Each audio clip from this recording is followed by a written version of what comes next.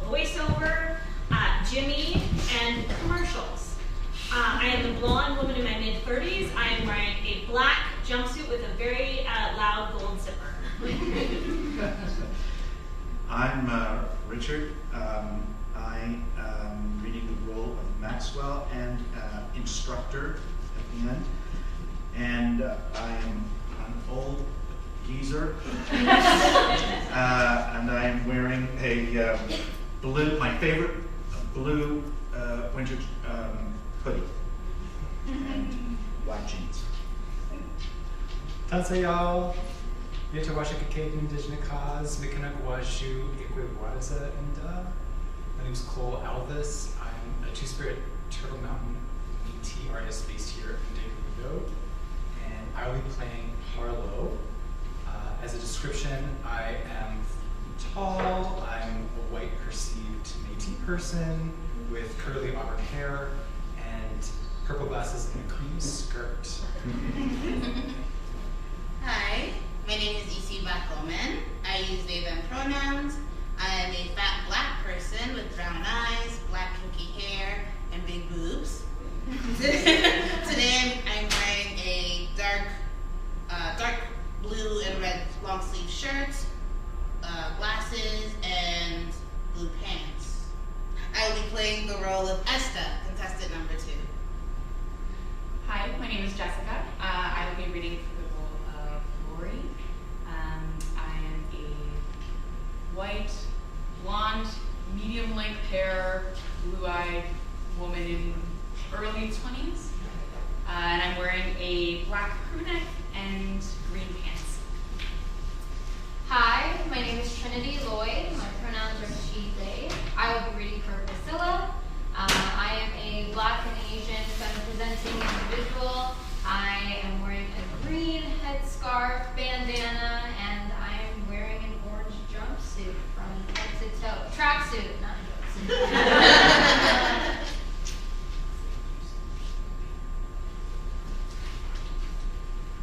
Miss Fortune 2023 by Tasia Shanae Chung. History lesson. The Miss Fortune Corporation is a national pageant that celebrates brave women. We cultivate a foster of safe spaces for women to share their stories and drive impact globally. The women who compete in this national platform serve as inspirational leaders and role models to their communities and fans around the world. We exist to advocate for a future forged with women in mind, women with the courage to speak up, who embody humility and resistance, and audacious enough to do this over and over and over.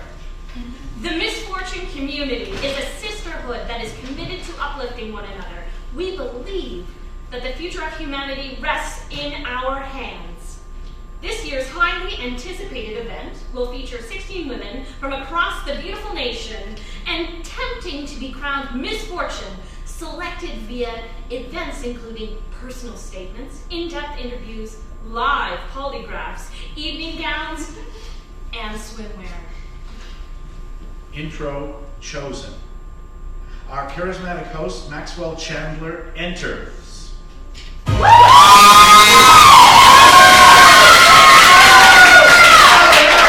And good evening. It is my pleasure, nay, my honor to be hosting the 50th annual Miss Fortune pageant. Oh, what a pleasure it is to be a part of your home every year as we answer that age-old question, should we believe women? It's a joke, of course. Now let me ask a serious question to you all. How much did you enjoy that opening performance? Give it up for Kid Rock! For Kid Rock! What I expect to be our best pageant yet. Tonight, as with every year, we are celebrating women. That's right. Can we make some noise for women?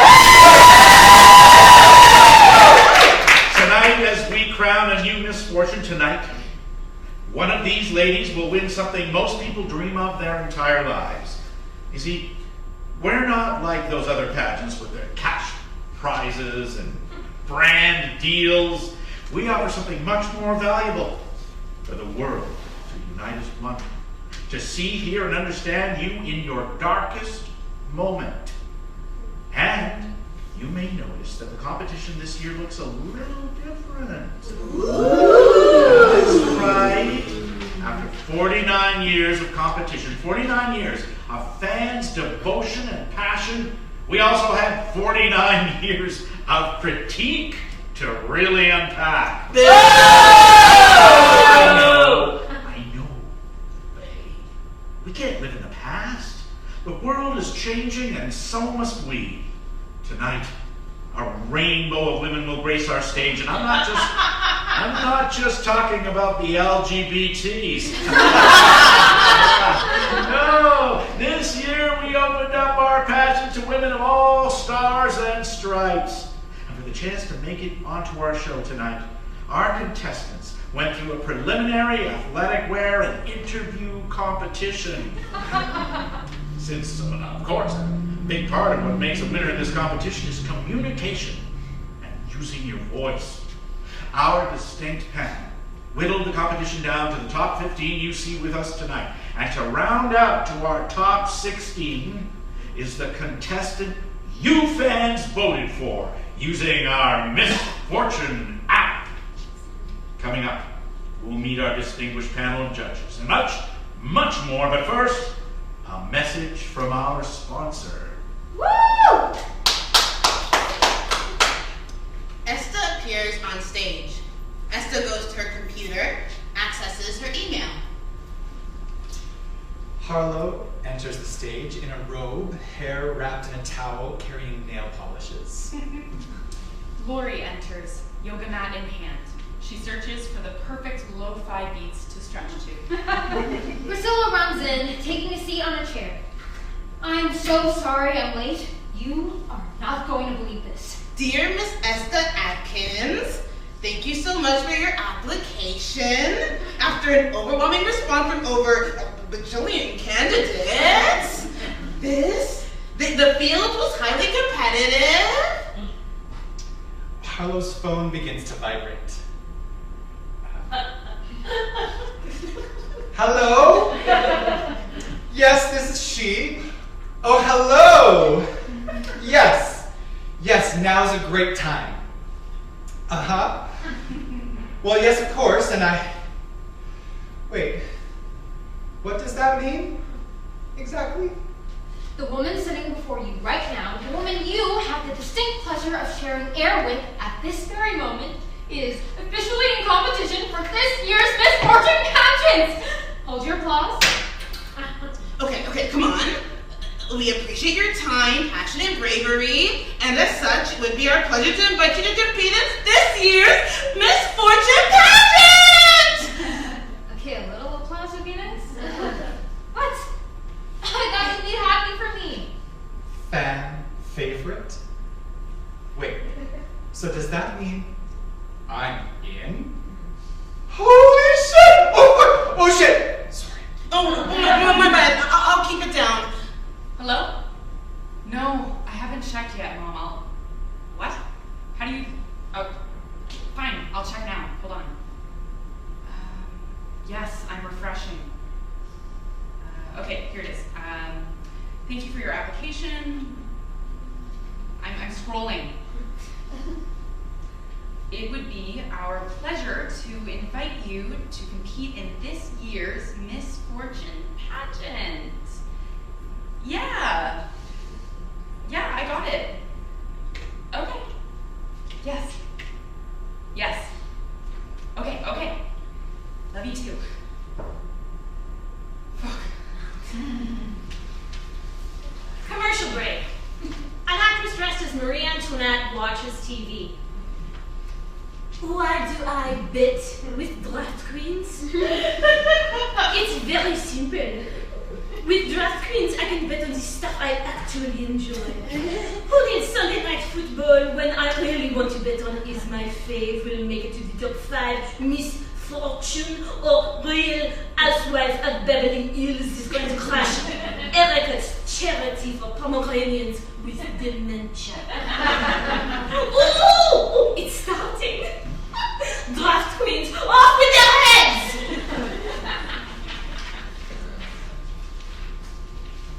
Swimsuits. Lights fade up slowly on an empty backstage area. God, these things are killer! Has anyone ever tried competing with whoever invented these as their abuser? Joe, come on, lighten up. We're about to go out there in as little clothes as is allowed on cable TV. No need to be so sour about it. Ugh, whatever. Has anyone seen my baby oil? I can't believe they do this every year. Who is this for? What exactly is this supposed to prove? How fuckable we are. Or unfuckable? Alright. Trust me, you have a better chance of winning if people watching want to fuck. But not too much. Huh? If everyone wants to fuck you, well, you're a slut. And sluts don't win either. That's true. So, what's your number? You can tell me. I'll tell you mine. 7. What? You're expecting more? Less? Oh, please, I'm not a dog. I've made it this far, haven't I? Plenty of boys I knew wanted to tap into all this, okay? I mean, it wasn't them I ended up having to worry about anyways. It's a money grab. Hot, vulnerable women in Axe body spray bikinis means more people watching the show, which means more money for Axe, which means more money for the show, which means more money for Means less self-respect for us. We get it. Speak for yourself. Hi, I look good. Excuse me? Why are you even here? You know, some of us are actually taking this competition very seriously. So am I. And I know the path to the crown wasn't built on pouting. Whatever. Yeah, whatever. You think I'm here for attention, don't you? As if I haven't gotten enough of that already online. Welcome back, folks! The judges have narrowed down the competition to their top 10, which means that we've reached the swimsuit round, sponsored by Axe Body Spray for women. Maxwell's big idea. Maxwell enters in a much more business-appropriate suit. Let's make this quick. I got a meeting with the guys over at DraftKings at 5, and I'm sure I don't have to tell you this, but you do not keep those guys waiting. Now, how many messages have we gotten just in the past hour? And you're saying this is getting traction on... Right. And our strategy so far has been, what exactly? Precisely. Radio silence. You people think if we simply ignore the issue, ignore these feminist carpet-munching, bra-burning shrews, that they'll what? Back down? Give up? Give in? And find someone else's show to protest against? Oh, because that worked so well for us last year. Listen to me. Those girls and their useless liberal arts majors have nothing but time on their hands. Now, I know what you're thinking. I know what you're thinking. It's the same thing that Lawrence in marketing told me. As long as the viewership stays well above the number of people trying to tear us down, we have nothing to worry about. But Lawrence in marketing is a fucking idiot. Their numbers have nearly doubled in the past 6 months. Waiting for their numbers to match ours is not a viable strategy. Instead, we have to think outside the box. We have to get into the minds of our enemy. So, what does the enemy want? What are their talking points? Well, yes, they want the pageant canceled once and for all, but I'll be damned if we give them that. We just got Evelyn into college and it's supposed to magically pay for itself. What else? The pageant always caters to cis, straight, blonde, white women. Boo-hoo, why can't a girl like me win? Well, ratings, of course. What, is it our fault that they're more credible? I'm not the one telling you, poor little girl from some town in some place I'm sure God's forgotten about, not to document any and all evidence of the abuse you endure. I mean, the best way to win at all is to have nothing to compete for in this pageant in the first place. We're to say no every once in a while, for heaven's sakes. But I digress. What they want is inclusivity. Sure. So, let's give it to them. We'll open up the pageant to all races, the LGBTQ and, yes, even brunettes. If I'm being honest, I don't know why we didn't think of this earlier. But trauma porn is going to boost our ratings. Now listen, they don't have to win the damn thing, but it'll have people tuning in, that's for sure. And think of the advertisers we could pull in.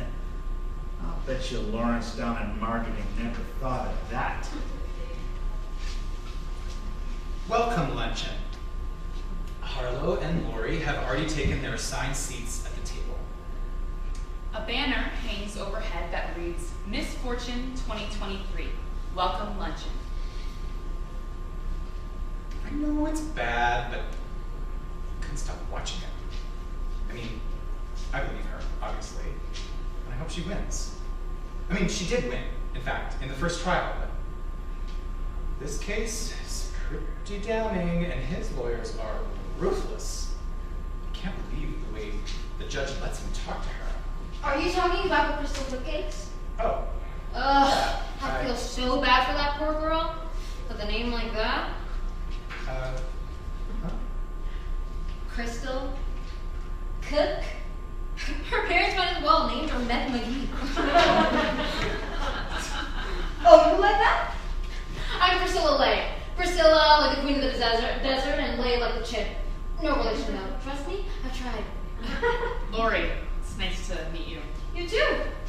And what about you? Little Miss Thing. What's your name? Harlow.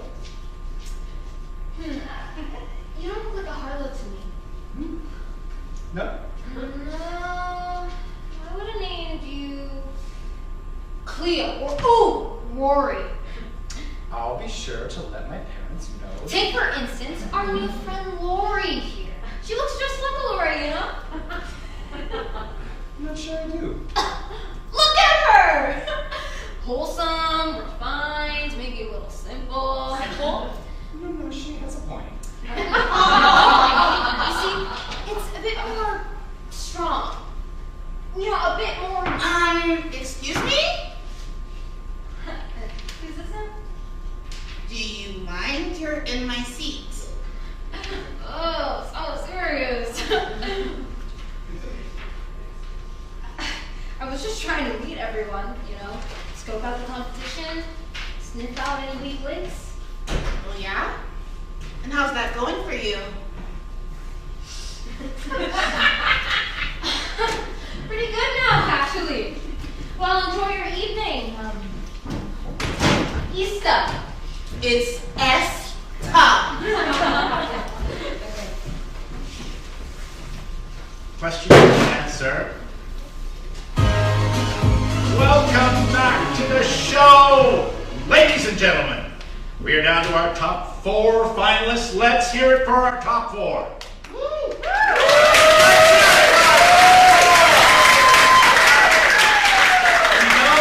It's been a long week of preliminary competition, and it's all come to this, the question and answer round.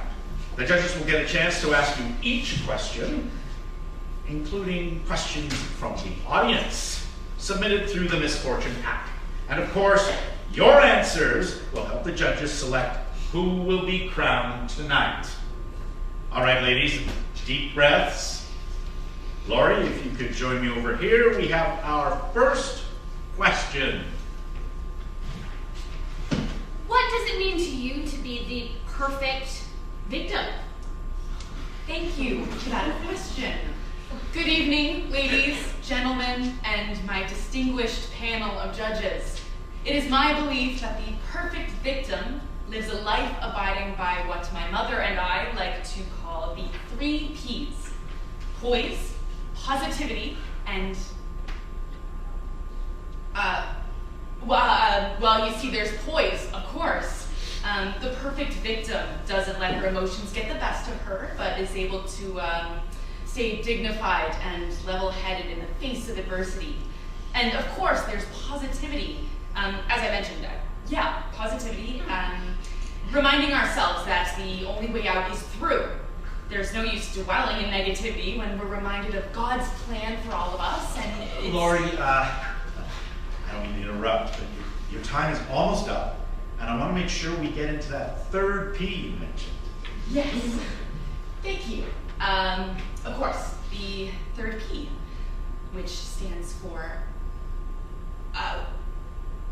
principles. Principles. Having a strong moral compass, following your heart no matter what, living a life guided by truth and authenticity. Because we only have one life, and maybe it's okay to admit when we're wrong. Thank you. Thank you. These girls sure are passionate folks. Hey, maybe that's our fourth P. Huh? Passion. National television. And I'm there for them when they've lost, of course. I'm there when they need a shoulder to cry on because what they're doing isn't easy.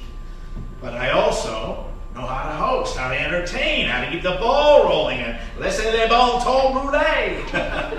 As executive producer, I make sure that we have performers on our show that people want to see. Steven Tyler, Chris Brown, Robin Thicke, and Adam Levine are just a few of the many electrifying performers we've had grace our illustrious stage. What can I say? I love to give the people what they want, but besides all that, what keeps our lights on, of course, is the courageous women we have competing every year. Without them, well, we wouldn't have a pageant, would we? Right you are, Maxwell. Right you are. So tell me, in all the 30 years that you've been hosting, what is your favorite moment? My favorite moment? Come on now, Chip. That's unfair. It's like asking me to choose my favorite suit. All right, okay. Your most memorable moment then? Most memorable. That's gotta be, of course, the year I first took over. I mean, don't you think? Viewership was down after that scandal with Angel. Not so much of an angel after all. After we found out. Well, you know, I stepped in and reinvigorated the entire thing, brought back a level of authenticity, not to mention fact-checking that viewers could trust. Oh my gosh, that first moment on stage presenting live, not knowing how the audience would react to me, to my ideas, is nerve-wracking, to say the least. Maxwell Chandler nervous. I wouldn't be able to picture it. Oh, yeah. You're too kind, Jimmy. Really. Well, of course, I'm much more comfortable in the role after nearly 3 decades. You would certainly hope so, but it is still live television after all, and anything could happen. I wonder, Maxwell, if you might be able to let us in on any exciting news about this year's pageant? Well, we're definitely thinking about the last 50 years of this pageant. Hoping against all hope that their story sounded a little bit more credible than hers, their voice a little bit more steady. I wonder about them. I wish they'd won instead. Well, I still think I've known since I was a child that I was vulnerable. And I've known just as long that it wouldn't matter. According to almost every statistic available for a woman of my age, ethnicity, and history, this is just what happens to us. And that's fine. I mean, it's not. But I've internalized it for so long that when it did finally happen, it didn't knock me off my feet like I thought it would. Sometimes it even felt good to have him pay attention to me. Because I've been taught that I am equally as sexualized as I am undesirable. The contradiction of being a black woman. And so it feels important to be here, to compete, to win. This can't mean nothing because for me, seeing someone like me win would have meant everything.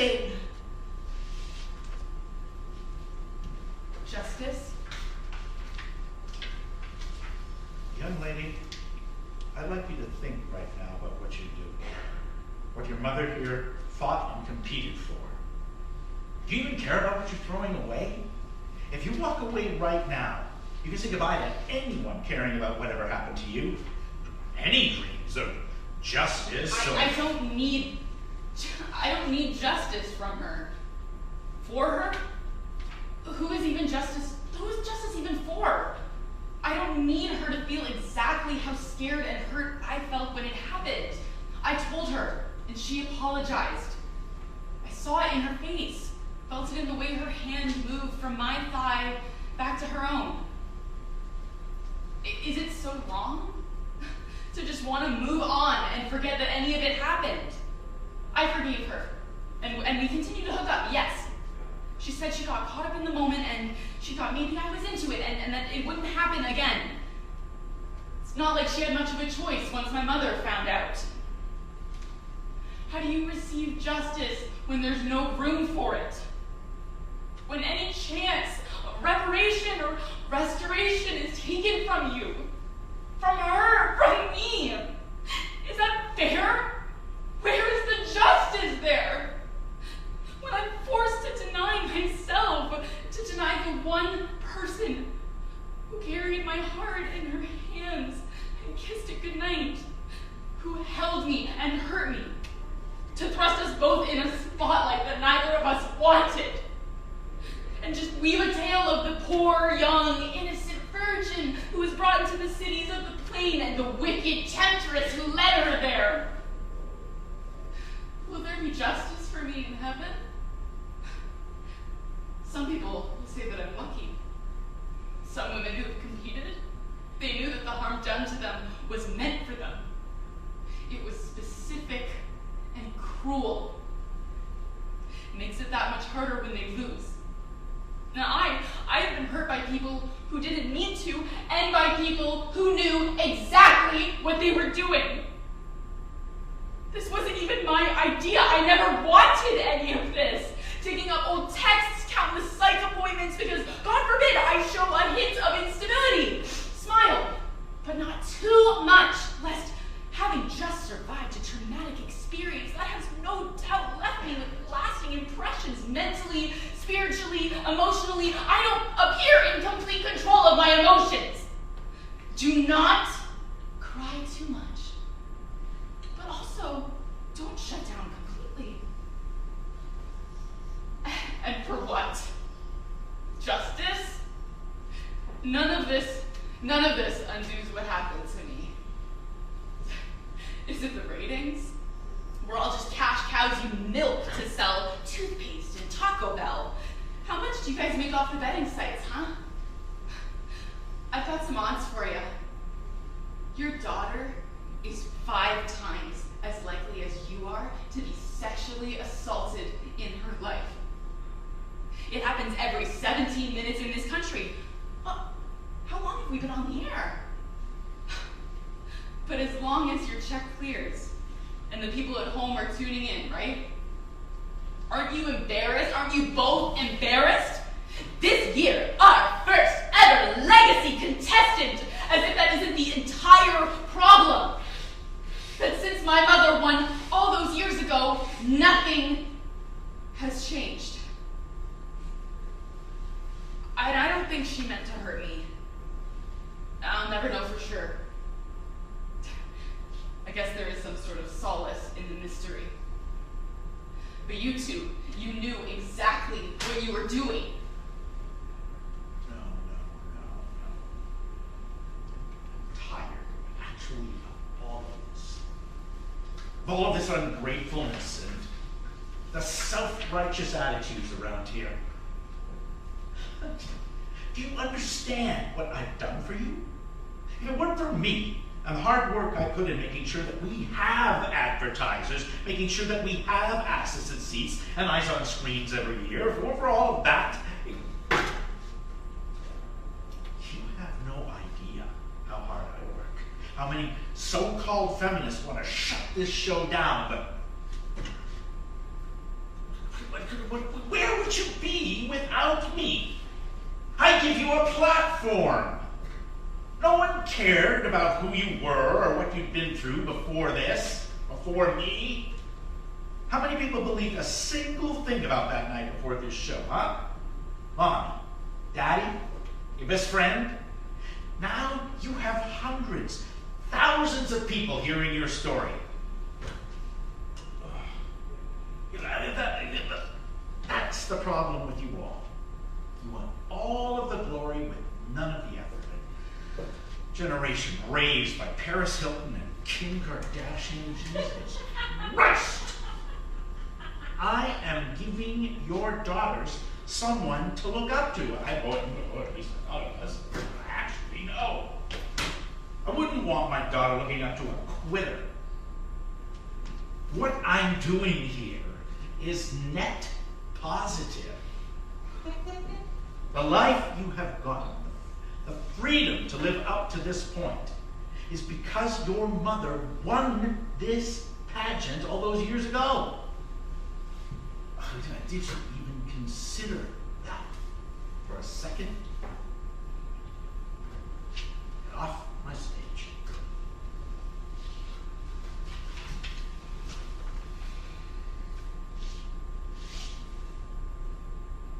Exit interview.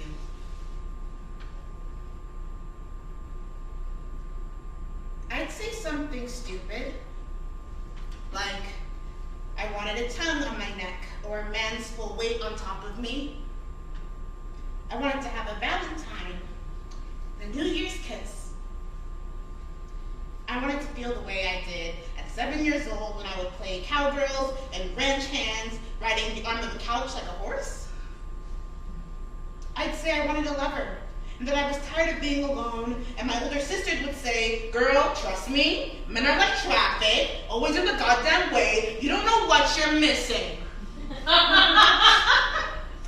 I wanted what I wanted, and what I wanted was to be desired, carnally. I wanted to be a bad feminist and dress with a male gaze as my motivation. I wanted to be whistled at by construction workers and ogled at by men on the street. I wanted to be seen as a sex object. I wanted someone to hope out loud that I tasted as good as I looked. I wanted men to ache at the sight of me the same way I ached that night, chaste and virginal, undesirable. I said it, and it was stupid. And I knew it before he even had the chance to think it. I said it and he laughed or pitied me or both. I didn't know it was a transaction, a farce, a silly child's attempt at being an adult who does adult things. I guess what I really wanted was another life, another body, another shot at the whole damn thing.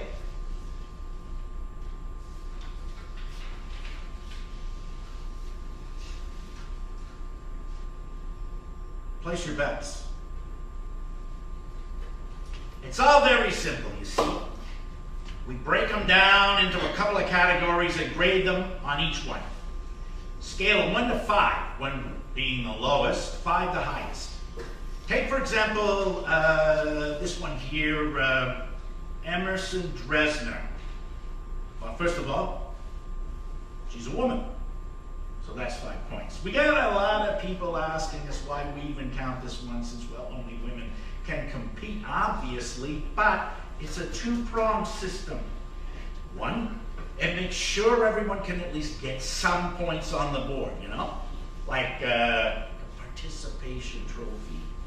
And 2, well, you didn't hear it from me, but they've been trying for some time to get this to be a co-ed competition.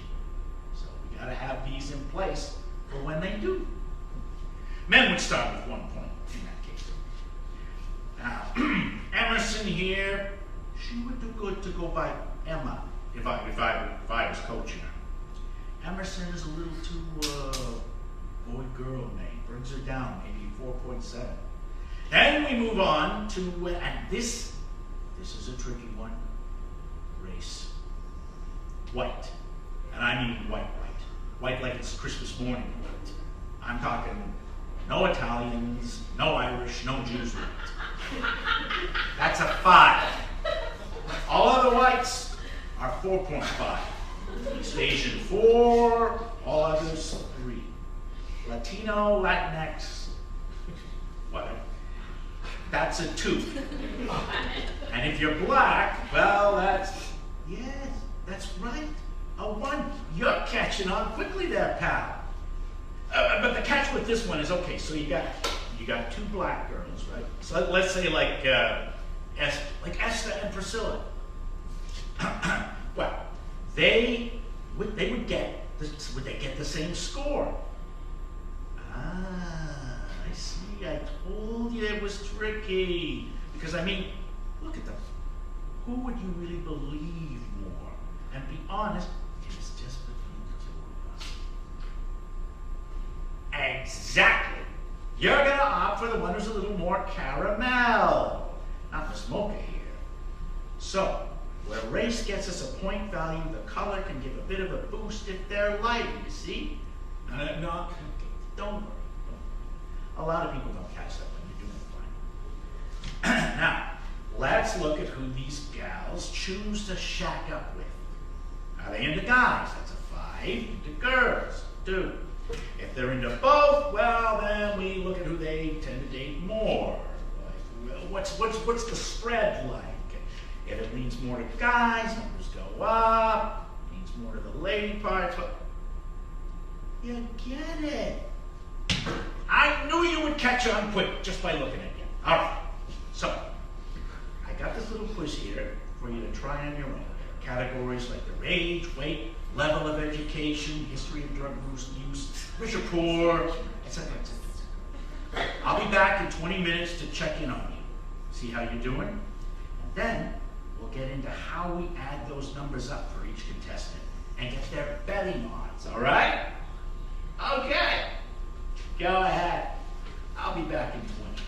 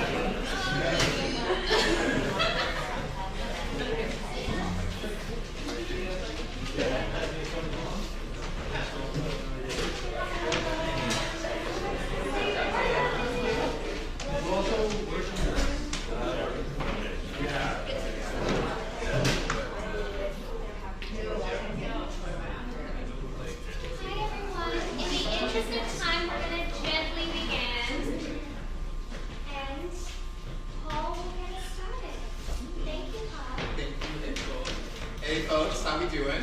Sick. Feel free to do like another Q&A after the Q&A that was in the show. Stay much lower. Much lower. This one will be gentler. For those who may not know me, my name is Paul Smith, and my pronouns are he, they. I'm an artist and arts worker here in Toronto, and I have the opportunity tonight to be chatting with Asia, the playwright of Misfortune.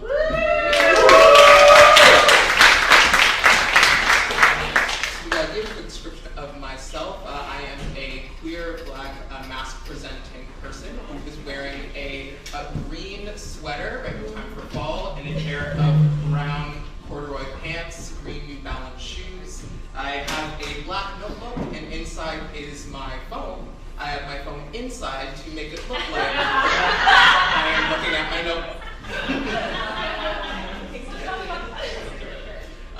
And I've got a couple questions for Acacia, but I also want to make sure that I leave some room and opportunity for y'all to ask questions. So we're going to start with one from myself first, and then we are going to open things up. And if you've got a question, you just throw your arm up. I'll call you out. Perhaps you can introduce your name if you would like, but if you want to remain anonymous, that's okay too. They don't know who it is. That's true. That's fair. Tasia, how you doing? I'm doing well. I'm doing great. I'm doing great. That was fantastic. That was everything I could have hoped for. Oh gosh, well, I'm glad. And you should have everybody to be feeling great after that. I just wanted to thank you also, and to thank your readers who are up here as well.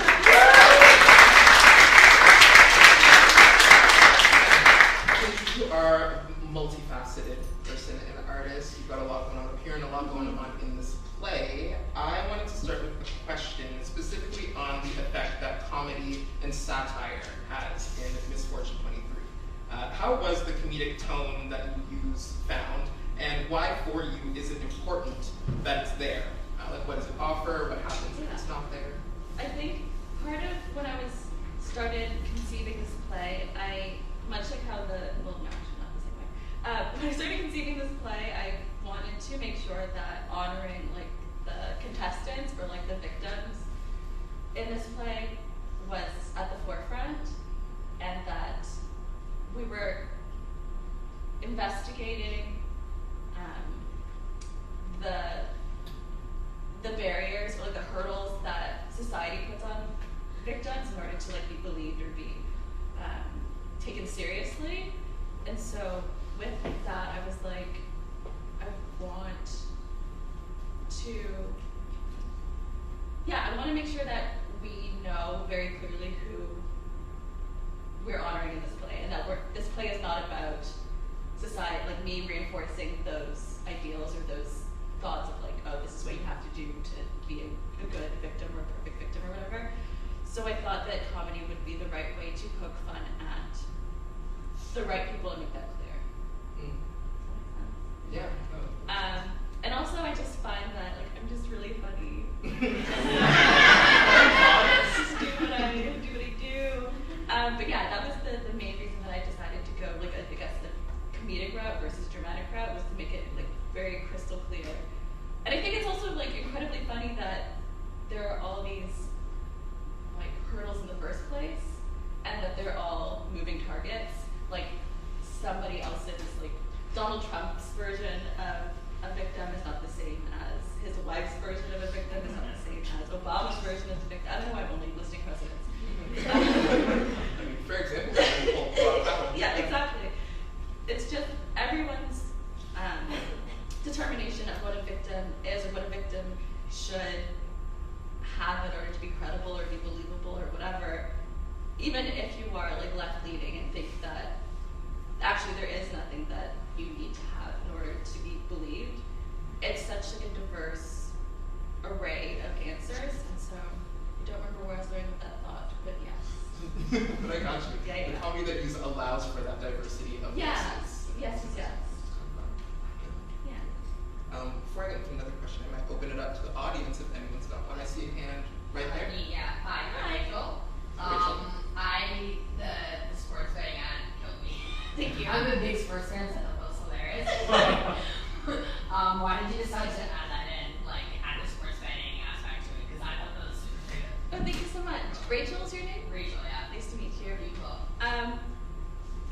When I was writing it, I also wanted the audience of the, like not the audience of the play, but the audience of the pageant to be a character in the play, because I think that part of when I started writing this play, it was around the time, or when I was conceiving it, was around the time that there were a lot of like highly publicized celebrity trials, like Megan Thee Stallion and Tory Lanez, or Amber Heard and Johnny Depp, or Brad Pitt and Angelina Jolie, to name a few.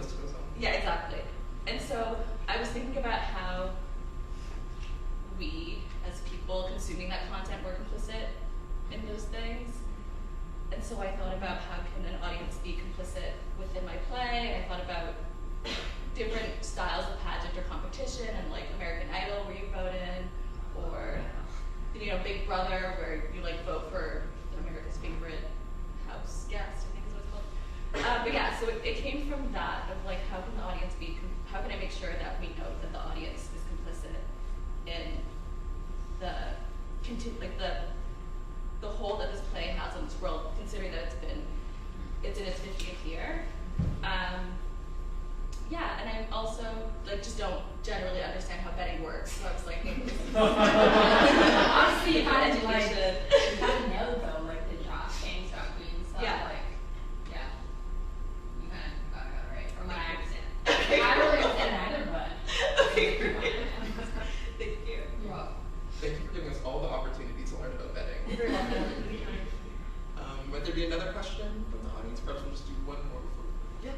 Hi, Tasia. Hi. How do you say first time caller, long time fan? Yeah. I was really impressed by like the world building of this, especially in such a short amount of time. I was wondering how, especially with the legacy contestant piece, I kind of get. I feel like I know because I know we know, but what was the decision to include like that bit of the backstory? That came from, I was thinking about, because in my brain this play looks like pageant knowledge and then just like trauma knowledge. And I was thinking about how could I investigate legacy contestants within the pageant world, like, oh, my mom was Miss Butterbean 2025 and her mother was Miss Butterbean 1985. And then I was also thinking about generational trauma and what that looks like and how those two things could coexist within my play, and that's where that came from. I was thinking about what it looks like for like nothing to have changed. For all these people to have won and nothing is changed because they're not getting to the root of the problem. They're just like, oh, well, we have to figure out why these women are being abused. We won't look at what the other side of the abuse looks like, because we're worried about that. But yeah, the fact that they're not getting to the root of the problem, what that means for the people who have to like live generationally after that. Thank you for your question. Thank you for all of y'all's participations, both as captive audience members during the piece, but also during this Q&A. I am going to close the window for questions now as we move on to another brilliant piece, Blind Dates by Vivian Chong. Please stay for it. I hope you do. It's awesome. Thank you, Tasia, for chatting. If you want to keep up with Tasia's work, follow on